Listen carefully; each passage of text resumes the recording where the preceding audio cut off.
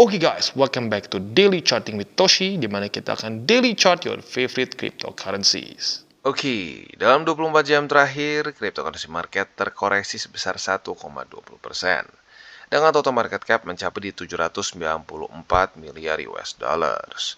Dan untuk Bitcoin kita bisa lihat ada koreksi sebesar 0,39% dan sekarang ada di angka 16.551. Sementara untuk Ethereum sedikit lebih kecil koreksinya di 0,29%, tepatnya di angka 1192. Kenapa bisa seperti ini? Ya, kalau untuk Bitcoin secara TA-nya kemungkinan besar reject oleh M50. Nah, tetapi kalau secara fundamentalnya ya atau secara datanya kenapa ya? Kalau kita lihat soalnya aneh ya. Karena data pending home sales mereka bagus ya. Kalau kita di sini worse than expected, otomatis kalau kita di sini juga ini lebih rendah daripada forecast. Lebih tinggi daripada forecast ya secara itunya minusnya ya. Artinya harusnya ini bisa menjadi satu hal yang nggak bagus untuk US dollar seperti yang kita bisa di sini. A higher than expected reading should be taken as positive or bullish for the USD ya. Nah, anehnya USD malah menguat. Jadi ini adalah satu hal yang cukup aneh jujurnya ya. Dan tentunya bukan cuma BTC dan Ethereum saja. Dan bentuk BNB dia terkoreksi juga tapi tipis 0,02. XRP terkoreksi di 4%-an di angka 34 sen. Lalu untuk Dogecoin dia terkoreksi sebesar 1,58% dan kembali di angka 7 sen. Cardano terkoreksi nyaris 4% di angka 24 sen, berarti sepertinya membuat lower low ya. Dan Polygon Matic juga terkoreksi sebesar 1,75. Sekali lagi ini aneh ya, karena kalau kita lihat di sini ya, ini sesuai dengan harapan kita dan signifikan lebih besar dibandingkan dengan forecastnya ya. Nah, tapi kalau kita lihat di sini pada faktanya indeks dolar malah mantul ya, dia malah mantul di struktur di sini ya. Jadi cukup aneh. Nanti kita akan bahas secara detail di belakang. Untuk sekarang kita akan lihat dulu hari ini ada apa ya. Kalau kemarin kan ada pending home sales. Hari ini kalau kita lihat tanggal 29 sebenarnya sedikit lebih banyak ya, datanya ada dua seingat gua. Yang pertama akan ada data initial jobless claim. Ini juga penting. Seperti biasa, ini akan ngomongin soal pengangguran di Amerika Serikat ya. Semakin tinggi ya itu bagus tentunya ya, tapi jangan sampai ekstrim banget lah kesannya. Jangan sampai double dari forecast. Misalkan harapan kita ini adalah dia lebih tinggi daripada 225.000. Misalkan dia dapat 250.000 atau 260.000. Nah, itu bisa bagus untuk cryptocurrency ya. Nah, selain itu juga akan ada crude oil inventories ya. Ini juga harapan kita kurang lebih sama, lebih tinggi daripada forecast ya. Jadi kurang lebih seperti itu untuk data ekonomi kalendernya, quite simple ya. Dan semoga saja pada hari ini dia bisa membantu peningkatan dari cryptocurrency market. Karena jujur kemarin aneh ya. Data ekonomi kalendernya harusnya jelek untuk USD, tapi USD-nya malah meningkat. Semoga hari ini dengan dua data ini bisa lanjut membuat USD melemah lagi ya. Dan selanjutnya kita akan geser ke newsnya ya. Untuk newsnya ini datang dari exchanger yaitu Gemini ya. Jadi Gemini ini baru saja disu oleh investor karena urusan interest earning program mereka. Seperti yang kita tahu ya, bagian earn dari si Gemini ini sendiri sudah di stop dari November. Jadi nggak bisa di WD begitu ya, karena dia itu si Gemini ini dia ada kerjasama dengan Genesis ya untuk earning programs mereka. Dan kita tahu Genesis itu terkait juga dengan FTX, akhirnya kena juga liquidity crunch-nya dan bangkrut. Nah, jadi setelah ini ya, akhirnya setelah berapa bulan berarti ya, akhirnya kena su juga. Jadi sepertinya efek FTX masih terasa sayangnya ya. Semoga saja ini bisa diselesaikan dengan baik ya, dan karena bisa dibilang Gemini ini salah satu exchange yang cukup bagus juga di US, dan bisa dibilang permasalahannya hanya lebih di earn-nya saja. Jadi semoga bisa cepat diselesaikan, mereka ketemu cara untuk bisa bayar para investornya supaya tidak berkelanjutan ya, dan supaya orang-orang mulai trust lagi ke cryptocurrency. Lebih tepatnya ke centralized exchange ya. Jadi kurang lebih seperti itu untuk newsnya pada hari ini, dan kita akan kembali ke charting ya. Seperti biasa kita akan lihat dulu untuk Bitcoin ya. Jadi secara strukturnya masih oke, masih bertahan di atas dari 16.433. Tapi dengan jelas kemarin, ternyata bahkan nggak kena ya, nyaris kena MA50. Tapi intinya kembali membuat koreksi ya, corrective movement. Nah, harapan gua simple seperti kemarin. Jangan sampai daily close di bawah dari 16.433. Kenapa? Karena kalau dia mulai close lagi di bawah dari situ, artinya dia mulai membuat lower low. Ya, kemarin saat dia mantul di daerah sini di 16.433, ini dia masih menunjukkan satu momentum. Dia masih membuat suatu higher low. Tapi kalau pada hari ini atau beberapa hari ke depan Bitcoin daily close di bawah dari situ, artinya secara struktur dia ngulang lagi. Ya, berarti kayak kesannya kita udah ngerjain PR lama-lama nih ya, membuat higher high, higher low, higher high, higher low, terus sampai sini. Kemarin sedikit jebol ya, atau lebih tepatnya sedikit gagal membuat higher high lagi, tapi minimal tidak membuat lower low. Nah, kalau ini berarti jebol lagi ke bawah, artinya kembali lagi kita ke ground zero, harus yang ngulang lagi gitu ya. Jadi semoga saja hari ini dan beberapa hari ke depan Bitcoin bisa bertahan di atas dari 16.433. Jadi itu PR-nya ya. Nah, selanjutnya kita akan geser ke indeks dolar. Ini lagi-lagi adalah satu fenomena yang cukup aneh ya. Karena kalau kita lihat di sini harusnya data new home sales kemarin membantu penurunan indeks dolar. Karena kalau kita lihat di sini dia worse than expected dan signifikan worse-nya ya. Kalau kita lihat di sini forecast-nya di 0,8 atau lebih tepatnya minus 0,8. Actual-nya di minus 4%. Ya, berarti berapa kali lipat lebih besar daripada forecast. Tetapi anehnya indeks dolar walaupun ini ya dia sempat turun, tapi pada faktanya dia malah daily closing di atas dari 104,13 ya. Jadi satu-satunya mungkin penjelasan yang kita bisa lihat adalah karena TA-nya. Ya dia kebantu oleh struktur 104,13. Tapi untungnya apa? Untungnya ada MA20 dan dia dengan jelas juga mereject indeks dolar. Ya, jadi overall masih oke. Harapan gue adalah indeks dolar bisa terus menekan, bukan indeks dolar, tapi MA20 di indeks dolar bisa terus menekan harganya supaya dia bisa lanjut membuat lower low. Karena lagi-lagi ya, kemarin udah bagus. Kemarin dari tanggal, basically dari sini ya, dari tanggal 27 September saat dia peak di sini, dia membuat high, low, lalu membuat lower high, lower low, lower high, lower low, terus konsisten sampai di sini ya, tanggal 20 Desember kemarin. Saat dia mulai membuat suatu higher low di sini. Walaupun belum berhasil membuat higher high, tapi tentunya keluar satu higher low menunjukkan bahwa ada probability dia bisa reversal. Nah, semoga dengan MA20 terus menghajar si indeks dolar ini, dia bisa lanjut membuat lower low ya, alias daily close di bawah dari 103,58. Kalau bisa juga sekalian jebol ke 103,13 ya. Nah, buat lo mungkin yang masih bingung kenapa kita bahas indeks dolar dan mungkin masih baru di DCWT, lagi-lagi indeks dolar ini adalah bisa dibilang korelasi negatif dari risk on asset ya, jadi seperti Nasdaq, S&P, Dow Jones dan juga Bitcoin tentunya dan kripto yang lain juga ya. Jadi saat indeks dolar masuk ke bear market itu bisa menjadi pertanda bahwa risk on asset seperti kripto akan mulai reversal. Jadi tentunya apabila DXY terus-terusan membuat lower low dan lower high, itu adalah pertanda dia akan reversal ke bear market untuk indeks dolar. Jadi simpelnya, bear market untuk indeks dolar adalah pertanda bull market untuk risk on asset seperti kripto. Dan kalau kita lihat sekarang, mulai menjanjikan jujurnya ya, tapi belum benar-benar diketok palunya. Jadi semoga saja ini bisa benar-benar lanjut membuat lower low ya. Jadi kurang lebih seperti itu untuk indeks dolar dan sekarang kita akan masuk lagi ke buy limit. Tetapi seperti biasa sebelum kita mulai ada disclaimer dulu ya. Jadi semua konten dari TCI ini bukanlah financial advice. Tujuannya adalah untuk edukasi dan membiasakan para subscriber Gold untuk lebih mengerti charting. Lalu bagaimana cara untuk mendukung TCI? Ada banyak. Lo bisa like our video, bisa share our video, atau juga bisa menggunakan link referral kita di bawah. Dan sebelum kita lanjut, kita akan dengar dulu pesan-pesan dari sponsor kita pada hari ini. Oke, today's video is brought to you by Bybit. Di mana kita bisa lihat di sini, Bybit sedang ada kompetisi trading derivatif tahun baru. Dan kita bisa memenangkan total hadiah mencapai 100.000 USDT, yaitu 1,5 miliar rupiah. Ya, luar biasa. Nah, kalau kita di sini, total event ini berlangsung dari tanggal 16 Desember sampai tanggal 9 Januari. Lebih tepatnya, untuk pendaftaran dari tanggal 16 Desember sampai 5 Januari, dan periode perdagangan dari tanggal 23 Desember sampai 9 Januari. Jadi buat lo yang tertarik masih ada waktu ya. Nah, kalau kita lihat sekarang ya, total hadiahnya di 4.000, nanti bisa mencapai 50.000, dan sekarang sudah ada 561 peserta yang bergabung, dan ada 30 perkiraan pemenang ya. Nah, jadi bagaimana cara untuk bisa mendaftarkan diri kalian? Yang pertama, klik tombol daftar sekarang untuk mendaftarkan diri ke kampanye ini. Yang kedua, miliki setidaknya 50 USDT atau aset yang bernilai setara dalam akun derivatif Anda, tidak termasuk akun sekunder. Dan kompetisi ini hanya diikuti oleh pengguna dari Indonesia, Thailand, dan Filipina saja, ya.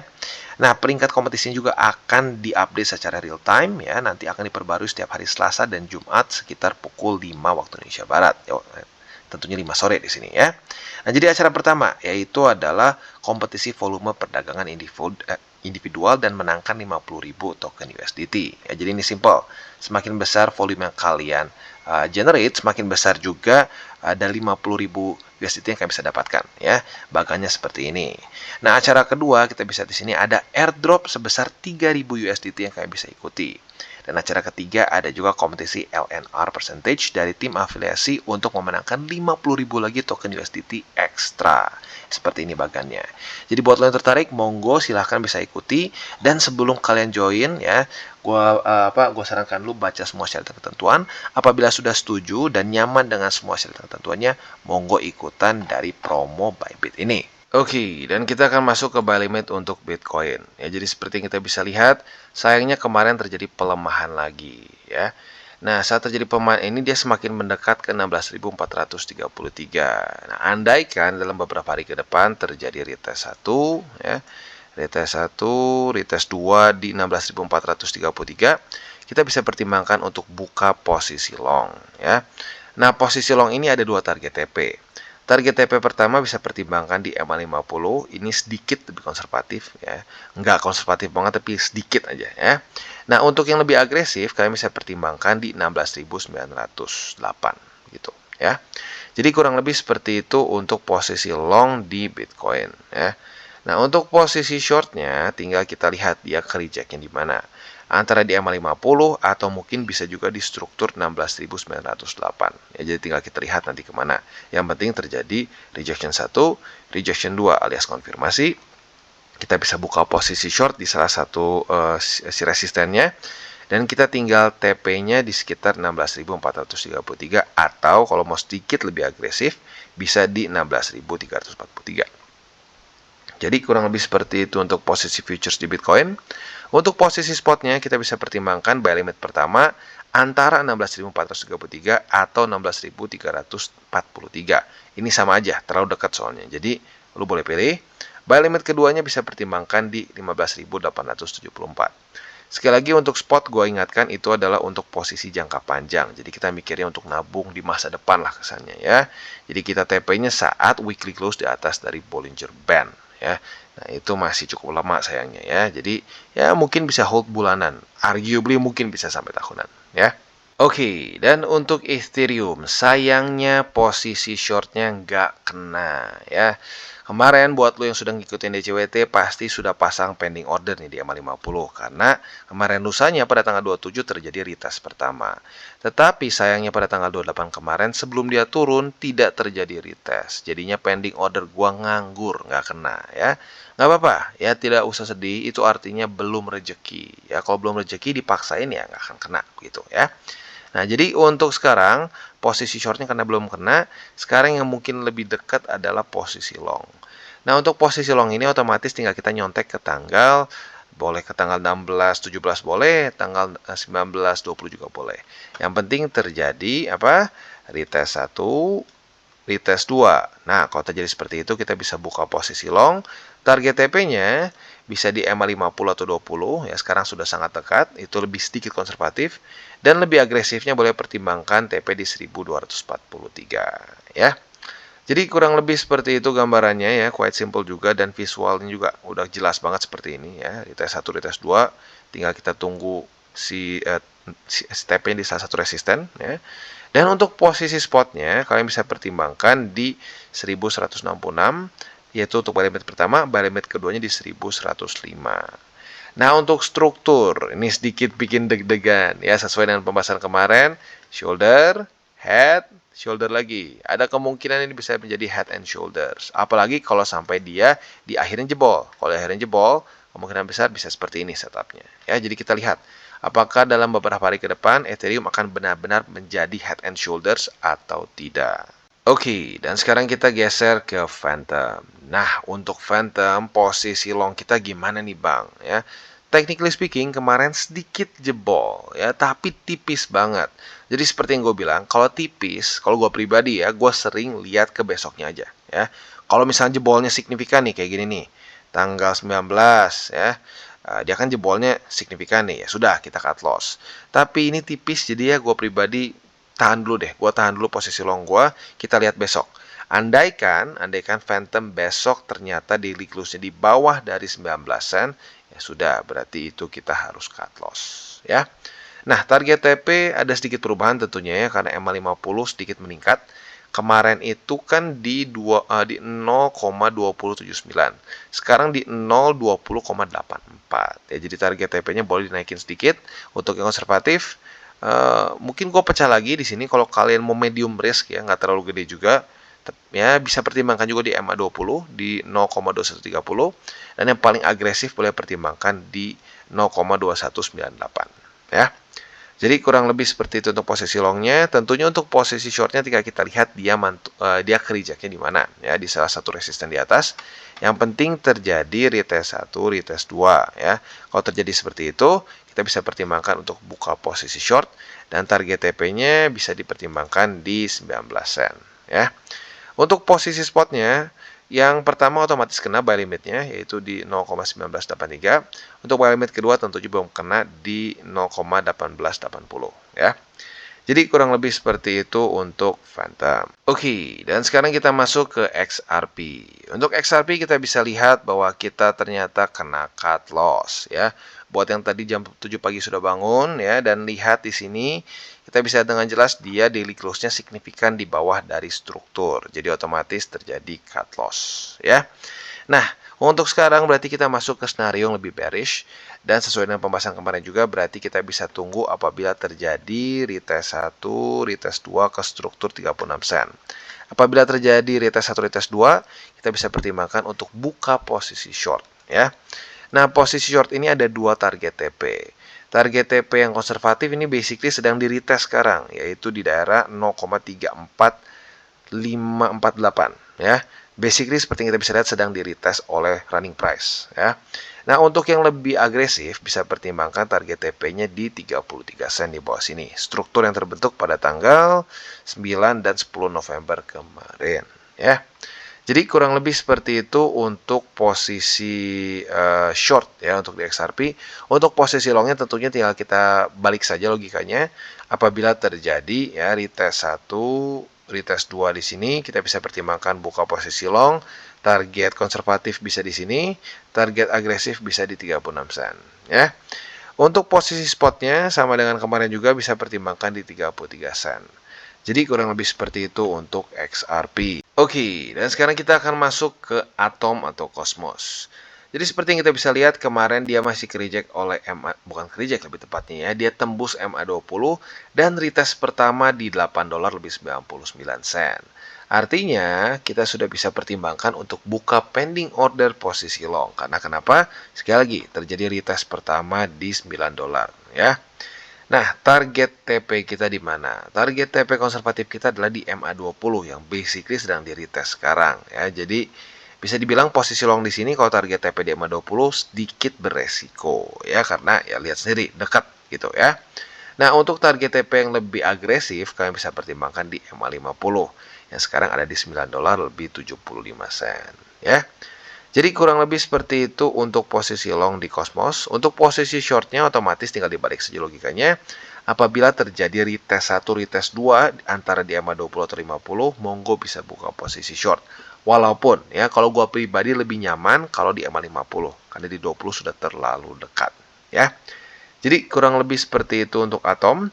Nah, untuk posisi spotnya otomatis kita bisa pertimbangkan ya di 9 dolar udah kena harusnya kemarin ya. Buy limit pertama harusnya udah kena.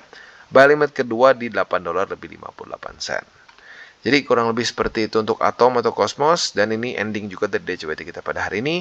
Seperti biasa gue harus ingatkan jangan sampai kalian pakai uang panas ya. Karena itu menurut gue lebih penting daripada TA dan fundamental.